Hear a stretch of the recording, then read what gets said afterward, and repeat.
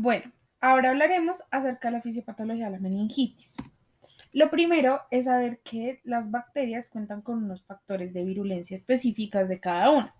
De manera general, los componentes de virulencia que todas las bacterias tienen son componentes de superficie que nos va a ayudar a que se adhieran al epitelio nasofaringeo, donde comenzará la colonización, la evasión de los mecanismos de defensa, tanto de la nasofaringe como la hematógena, que permite la entrada por esta zona y su posterior ingreso a la barrera hematoencefálica, a la sangre de la barrera hematoencefálica, y la tercera es la invasión por el torrente sanguíneo.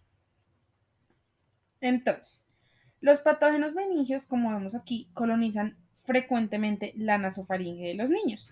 También pues puede hacerse una invasión rápida tras una colonización reciente. Eso quiere decir que es una bacteria que no está ahí normalmente, sino que entra y coloniza de forma rápida. Entonces, después de fijarse a las células epiteliales, las bacterias van a romper la mucosa y van a entrar hacia el torrente sanguíneo. Hay muchos modelos en la invasión. Por ejemplo, la Neisseria meningitis puede ser transportada a través de la superficie mucosa en una vacuola fagocítica de un macrófago tras su ingestión por la célula epitelial. Una vez la bacteria alcanza el torrente sanguíneo, la cápsula es un componente muy crítico para la supervivencia, porque esta va a tener unos ciertos mecanismos de virulencia que va a disminuir o interferir la opsonización por la fagocitosis, con la fagocitosis. Los defectos del desarrollo del huésped relacionados con esta opsonización en los fagocitos, pues también van a contribuir a la bacteremia. En huéspedes que no están inmunizados frente a una u otra bacteria, estas deficiencias pueden deberse a que hay una deficiencia de anticuerpos anticapsulares, que pueden ser tanto IgM o IgGs. Mientras que en los pacientes inmunodeficientes pueden existir varias deficiencias en los componentes del sistema de complemento. Esto quiere decir que tanto en inmunodeficientes como en no vacunados puede haber una facilidad para que las bacterias entren al torrente sanguíneo y evadan la respuesta inmune. Aquí vemos cómo los anticuerpos atacan a nuestra célula y van a ser los encargados de hacer la opsonización de esta, es decir, de hacer una respuesta efectiva en el torrente sanguíneo.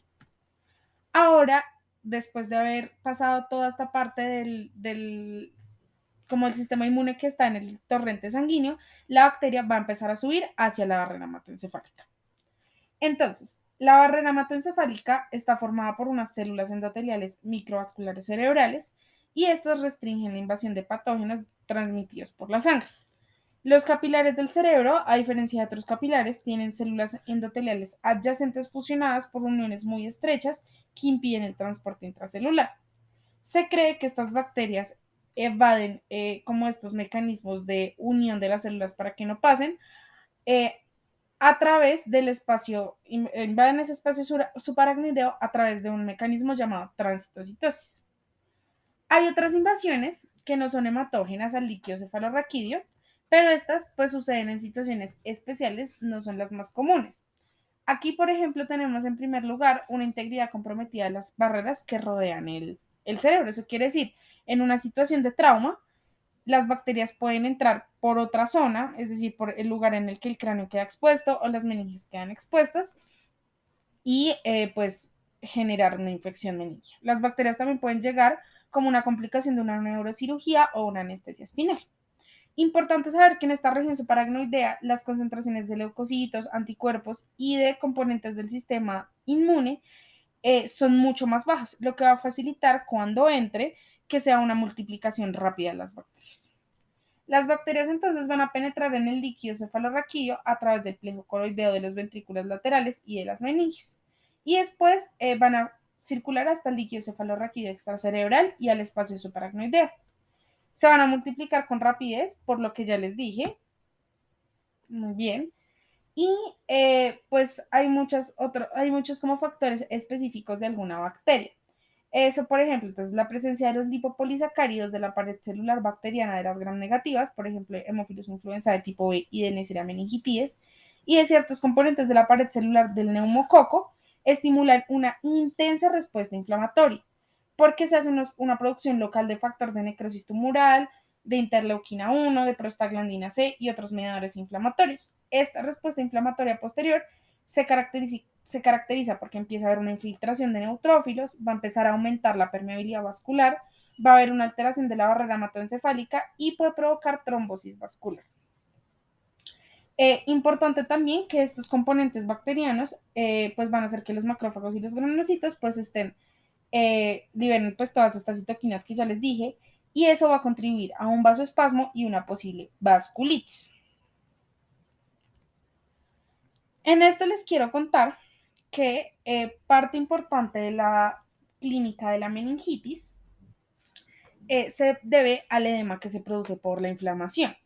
Entonces, en la infección de meningitis va a haber un aumento de presión intracraneal por 3 tipos de edema. El primero es el vasogénico. Esto se produce como consecuencia de un aumento en la permeabilidad de la barrera hematoencefálica, que como ya dijimos está producida por la entrada de las bacterias en primer lugar y además por la entrada de los diferentes mediadores inflamatorios de las células que ven adherirse y entrar. Esto va a alterar la permeabilidad celular, además de todas las citoquinas proinflamatorias. El citotóxico, que es un aumento de agua intracelular por una alteración de la membrana celular y de la pérdida de la homeostasis celular de las propias células del tejido. Esto es por la infección bacteriana. Y un intersticial, que es por un aumento del volumen del líquido cefalorraquídeo, de manera tardía por los detritos celulares y todos los elementos de la inflamación. Lo que puede suceder es que el drenaje del líquido cefalorraquídeo se tape y el líquido cefalorraquídeo se acumule. Sin embargo, esto, como ya les dije, es más tardío. Toda esta inflamación aguda se va a acumular sobre la superficie del cerebro, especialmente alrededor de su base, y sobre los nervios craneales emergentes, alrededor de la médula espinal también, y producen un exudado meningio purulento de espesor variable alrededor de las venas del cerebelo, en los surcos, la cisura de Silvio y otras. También existe una inflamación de los nervios y de las raíces espinales, y esto es lo que producen los signos meningios. La inflamación de los nervios craneales puede dar lugar también a neuropatías de los nervios ópticos, oculomotores, faciales y auditivos. Y como lo vemos, es producto de la inflamación directamente en ellos.